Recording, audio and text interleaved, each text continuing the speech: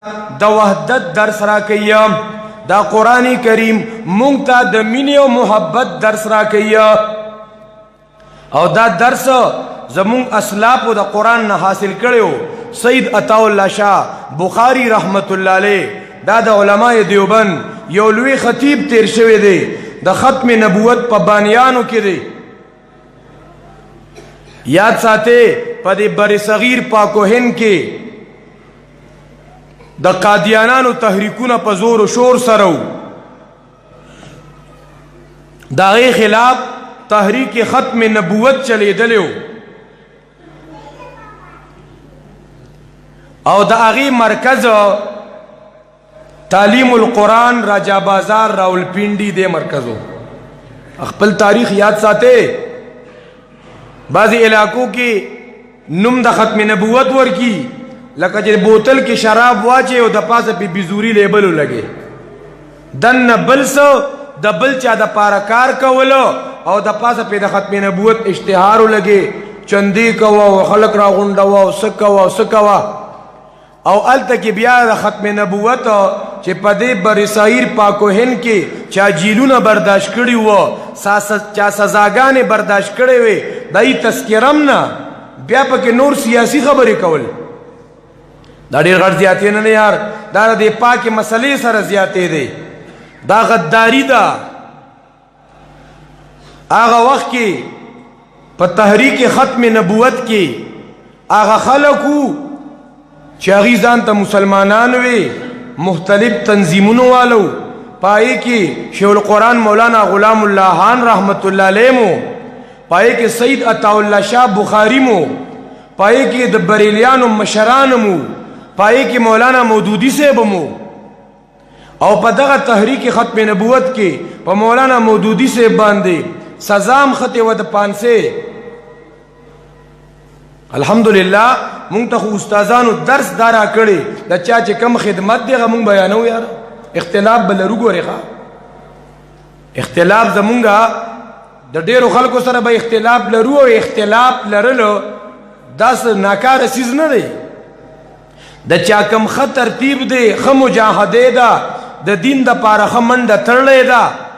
مونږ اغم منو حکمي کوتاهي پکې دي نو غم بیانو نو محترمو سید عطا الله شاه بخاری رحمت الله علیه او ځکه بیان وکړ ماسختن نا وخته مهمان خانه کې کېناست دسترخوان خور شو میلمانه ډوډۍ ته کېناست دا زمونږ د علماء دیوبند چې د قرآن نه د محبت سبق زده کړی دی داغه سبق دل بیانوم دیخوا یو عیسائی چې دا ناله ماله پاکی اغا خوا ناستو شاہ جی رحمت اللہ علیہ وتوی علی کرا شکر مو سر په پینډه کې نه مهمانان خصوصي سره کېنا هغه وتوی چې زه خو عیسایم نو ته ډوډۍ نه تا پورې خېډه نشته مطلب دا چې مونږ چې ته تاسو سره کینو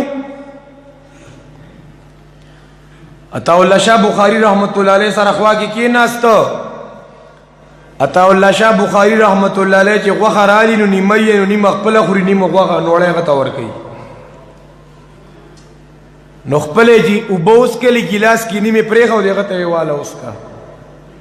علماء دیوبند داسیو علماء دیوبند داسی نو چې لکه ته لړې معتزلی شوي او پریشا کافری په پینډه کې ناستو کې نو ځان سره او تا په امت مسلمه کې دونه توړ پیدا کو په علماء دیوبند کې توړ پیدا کو لرشته د دیوبند نه ما بار کړي دا ټیکدار تر اغلی سه دانن په دې معاشره کې د تفرق او د تحزب یو تحریک چلیږي مسلمانانو وزه ملګرو ته وایم ما ډیرو پروګرامونو کې ملګرو ته درخواست دا وکړو هغه خلک چې چته د مناظري چیلنجونه چته وي ته دیوبندي او زه دیوبندي نیمه تاسو دا منې او دا نه منې شور او شرغب سو نوجوانانو ته وایم د میډیا استعمالونکو ته وایم د فیسبوک او د واتس اپ استعمالونکو ته وایم چې کله د دغه خلکو دا پوچه خلو تفرق تحزب خبرې راشي نو کمنټس کې ورته کنځلې ولیکې بدې ردې ورته ولیکې خوارې کې